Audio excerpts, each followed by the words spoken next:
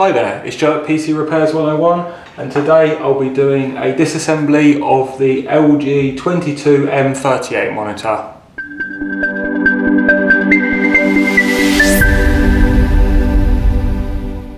It's quite a straightforward disassembly, so what you want to do is turn the monitor upside down. You've just got a Phillips screw. You might need a screwdriver to do this depending on how tight you've done it up, but just simply undo this screw and pop the base off, put that to the side. Then you've got the neck of the stand. So what will happen is on the base here you'll just have like a little clip.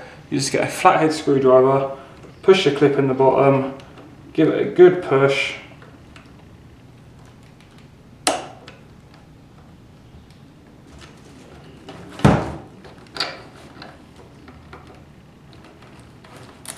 and that will unclip the neck, which you can take off,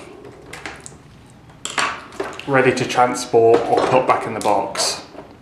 That's how you disassemble a LG 22M38 monitor.